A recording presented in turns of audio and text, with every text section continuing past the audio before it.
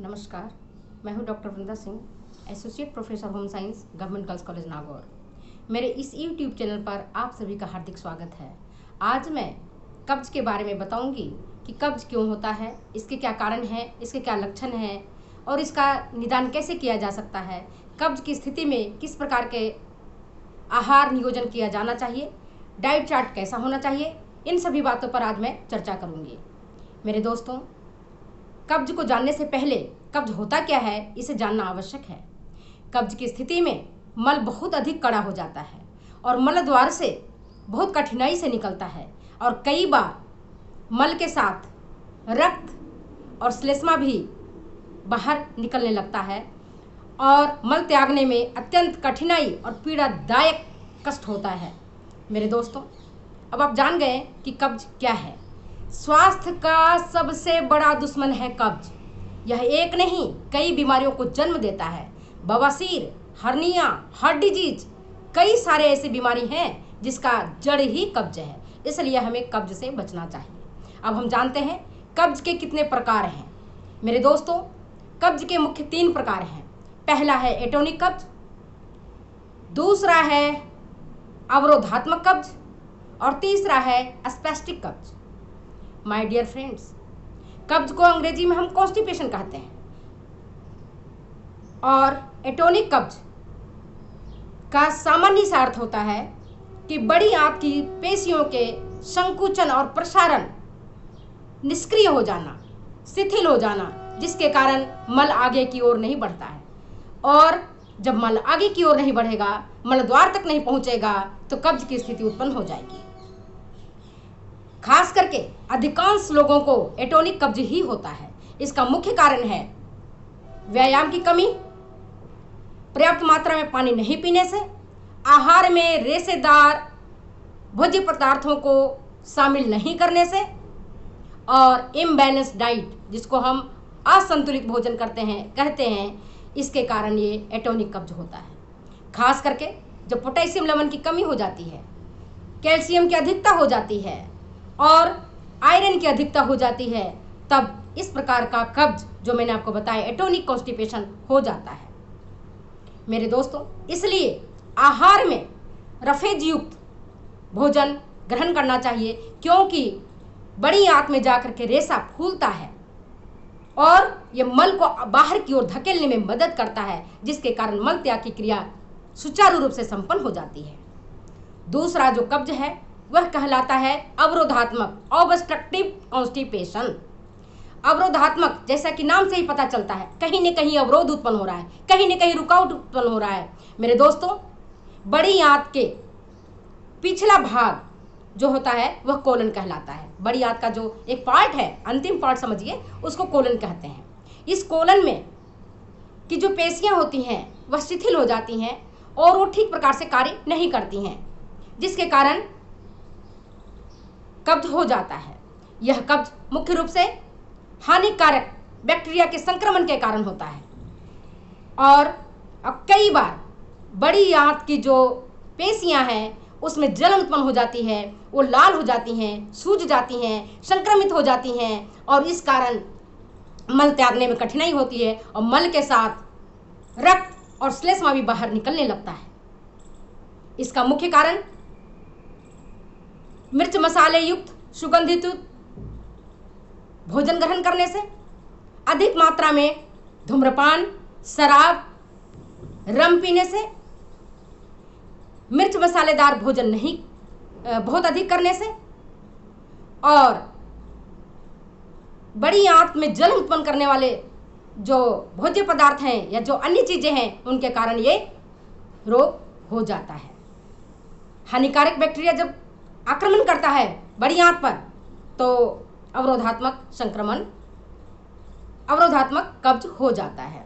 मेरे दोस्तों, अब आप जान गए होंगे कि अवरोधात्मक कब्ज के क्या कारण हैं। एक बड़ा कारण ये भी है, जब लंबी बीमारी व्यक्ति को हो जाता है, जब बिस्तर से हिल डुल नहीं पाता है, जब वह पर्याप्त मात्रा में भोजन नहीं कर पाता है, तब इस प्रकार के कब्ज हो जाते हैं। मानसिक उद्वेग, चिंता, व्यग्रता भी अवरोधात्मक कब्ज के एक बड़ा कारण है।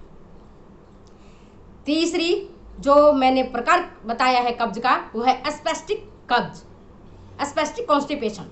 इस कब्ज की स्थिति में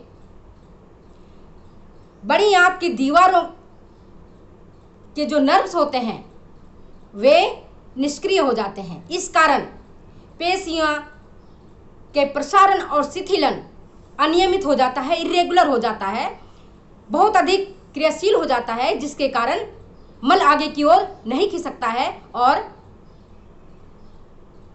स्पैस्टिक कब्ज हो जाता है। मेरे दोस्तों, आपने देखा जो अवरोधात्मक कब्ज के कारण है वही कारण स्पैस्टिक कब्ज के भी हैं, जैसे मिर्च मसालेदार भोजन ग्रहण करना, मानसिक उद्वेग, चिंता आदि कारण, अधिक मात्रा में धूम्रपान करना या शराब सिगरेट पीना, ये सब चीज़ें इसके कारण हैं। अब हम ये देखते हैं कि इस कब्ज के क्या लक्षण हैं। सबसे पहले कब्ज जब किसी भी व्यक्ति को हो जाता है तो उसका पेट फूल जाता है, क्योंकि मल बाहर जब नहीं निकलता है तो बार बार पेट में गैस बनता है और अरुचि होती है काम करने में उनका मन नहीं लगता है, सिर दर्द होता है, कई बार चक्कर आते हैं, बेचैनी महसूस होती है और जीभ का जो परत है वह सफ़ेद रंग का हो जाता है। यह आपके कब्ज के हुए लक्षण। अब हम देखते हैं कि कब्ज की स्थिति में पोषणात्मक मांगों की क्या स्थिति रहती है। तो जिस व्यक्ति की जितनी अधिक कार्बोहाइड्रेट की आवश्यकता है उतना तो उसको चाहिए ही। प्रोटीन की मांग 60 से 80 ग्राम पर डे होना चाहिए और वसा भी पर्याप्त मात्रा में होना चाहिए, क्योंकि वसा का मुख्य काम जो मैंने आपको बताया एनर्जी देने के साथ ही आंतों की क्रियाशीलता को बनाए रखना है और मल आगे की ओर खिसकता है। अगर पर्याप्त मात्रा में वसा नहीं होगा तो ये क्रिया बाधित होगी। अब आप ये कहेंगे कि आपने तो कहा है कि अधिक मात्रा में वसा या पर्याप्त मात्रा में वसा लेना चाहिए, तो क्या मैं तला भुना हुआ चीज़ खा सकते हैं? नहीं, तला हुआ भुना हुआ चीज़ नहीं खाना है। पकौड़े, मिर्ची बड़े, समोसा, कचौड़ी, अगर इस चीज़ों को तला हुआ भोजन ग्रहण करते हैं तो कब्ज की स्थिति बढ़ सकती है, घट नहीं जाएगी।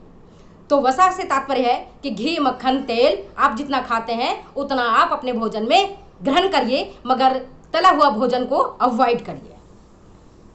और पोटेशियम की मांग बढ़ जाती है, क्योंकि पोटेशियम की कमी के कारण भी कब्ज होता है। कई बार आयरन की जब अधिकता होती है, खास करके जब गर्भवती स्त्री गर्भावस्था के अंतिम 3-4 महीने में आयरन की गोलियां लेती हैं या टॉनिक लेती हैं, तो उस स्थिति में कब्ज हो जाता है। या कोई भी व्यक्ति जो आयरन का सेवन करता है, आयरन की गोली का या टॉनिक का सेवन करता है, उसे भी कब्ज हो सकता है। और जहाँ का जल कठोर है, जिसमें कैल्शियम की अधिकता होती है, तो वहाँ के लोगों को जो कठोर जल पीते हैं तो उनको भी कब्ज के होने की संभावना बढ़ जाती है। और आहार में रेशेदार भोज्य पदार्थों को अधिकाधिक मात्रा में सेवन करना चाहिए। इसलिए अंकुरित चाट ले सकते हैं, अंकुरित अनाज लें और बिना छना आटे की चोकर सहित रोटी बना करके खाएं, तो आपको काफ़ी हद तक कब्ज पर कंट्रोल किया जा सकता है। और पोषणात्मक मांगों के अंतर्गत ही हम अक्सर जल को छोड़ देते हैं, अक्सर तरल पदार्थ को छोड़ देते हैं। इसे भी हम अधिक से अधिक मात्रा में हमें पानी पीना चाहिए, तरल पदार्थ लेना चाहिए, छाछ, दही, फलों के रस, सूप जितना अधिक हो सके वह लेना चाहिए, क्योंकि उत्तम स्वास्थ्य की प्राप्ति के लिए प्रत्येक व्यक्ति को कम से कम 8 से 10 गिलास तक पानी और उसके साथ ही तरल पदार्थ पीना चाहिए। खास करके गर्मी वाले स्थानों में, गर्म प्रदेश के लोगों में आप देखते हैं कि पसीने के माध्यम से जल बाहर निकल जाता है और जल की कमी शरीर में हो जाती है। और जब शरीर में जल की कमी होगी तो सोडियम और पोटेशियम लवण भी बाहर निकल जाएंगे और ये शरीर को अंदर से हिला के रख देंगे, कई प्रकार की बीमारियों को जन्म देंगे। इसलिए अधिक से अधिक मात्रा में जल पीना चाहिए। अब हम देखते हैं कि क्या डाइट चार्ट होना चाहिए। मेरे दोस्तों, जो व्यक्ति कब्ज से पीड़ित है उसे चाहिए कि जब वो सो करके उठे तो कम से कम 1 से 2 गिलास गुनगुना पानी पिए। अगर उसमें नींबू आधा डाल दे या 1 निचोड़ करके डाल दे तो बहुत ही अच्छा रहेगा। और जो मैंने अभी आपको बताया कि चाय और कॉफ़ी ये भी कब्ज की रोगी के लिए नुकसानदायक है। तो जब वो चाय पीता है तो फीका चाय पिए, अन्यथा चाय नहीं पिए तो ज़्यादा बेहतर है, क्योंकि चाय और कॉफ़ी कब्ज के रोग को बढ़ा देता है। तो इस स्थिति में आप चाहें तो चने की सत्तू अथवा 7 अनाज के जो सत्तू होते हैं, जिसमें सभी प्रकार के अनाज होते हैं, उसकी सत्तू को आप नींबू में निचोड़ करके पिए। ये बहुत ही फायदेमंद होता है। नाश्ते में आप चोकर सहित आटे की रोटी, जिसमें आप हरी पत्तेदार सब्जियां डालें, जैसे पालक, बथुआ, मूली के पत्ते, या मूली घिस करके या गाजर घिस करके इनकी पराठे या रोटी बनाएं। और नाश्ते में 2 पराठे या 2 रोटी, और साथ में अंकुरित चना, अंकुरित मूंग की सब्जियां, 1 कटोरी दही, और दही में प्याज, खीरा, जो भी मौसमी सब्जियां उसको काट करके डाल दें, अथवा चीनी डाल करके आप उसे लें। साथ में कोई एक फल जैसे अमरूद, अनार आप ग्रहण करें। मौसम की कोई भी सब फल आप ले सकते हैं, बशर्ते केला मत लीजिए। केला कॉन्स्टिपेशन को बढ़ाता है, घटाता नहीं है, तो केला हमें अवॉइड करनी है। 11 बजे फलों के रस लें या छाछ लें। छाछ में नमक और जीरा डाल दें और उसे ग्रहण करें। दोपहर खाने में जितने बजे आपका खाने का टाइम है, 1:30 बजे, 1 बजे या 2:30 बजे, उतने बजे आप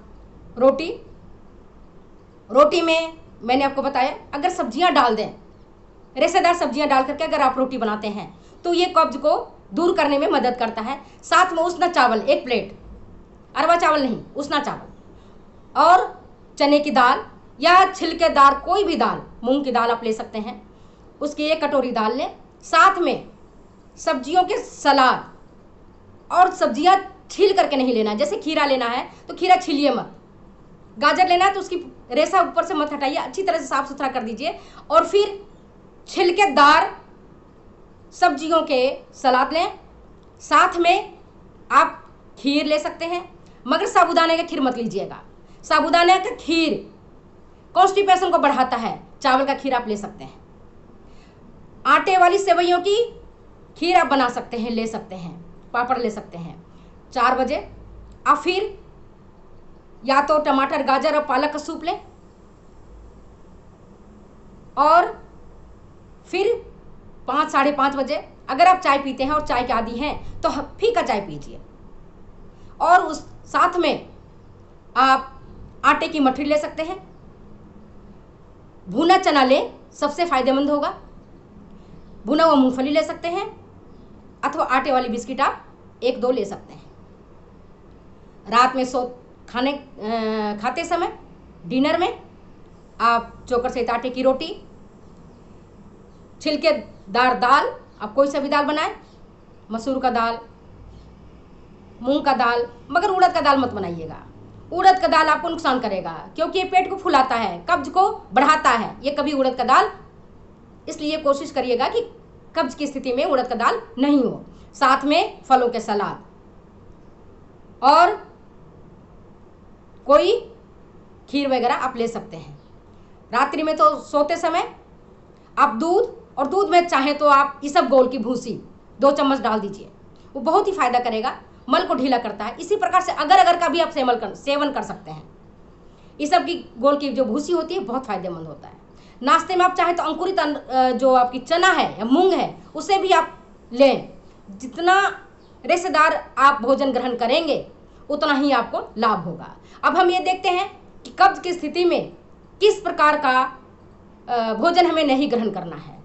मेरे दोस्तों, याद रखिए, ऑलवेज रिमेंबर, मैदे वाली रोटी नहीं खानी है, छना हुआ आटे की रोटी नहीं खानी है, चोकर निकाल करके नहीं बाहर फेंकना है।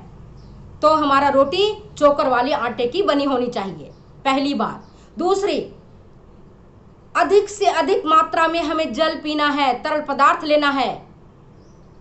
तीसरी बात, मिर्च मसालेदार सुगंधी युक्त भोजन, तला हुआ भोजन नहीं खाना है। मिर्ची बड़े, पकोड़े, ऐसी चीज़ों को बिल्कुल अवॉइड करना है।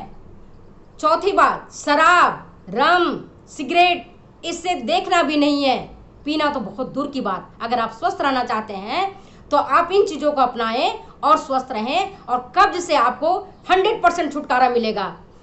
बहुत बहुत धन्यवाद, आपने मेरे वीडियो को ध्यान से सुना। नमस्कार, धन्यवाद। अगर आपको ये वीडियो अच्छी लगती है तो शेयर करें, कमेंट करें, सब्सक्राइब करें, और अगर इसमें कोई कमी आपको नज़र आती है, कोई चीज़ अच्छी नहीं लगती है, तो प्लीज़ आप कमेंट बॉक्स में जाकर के कमेंट करें, मैं अवश्य उसमें सुधार करूंगी। धन्यवाद, नमस्कार।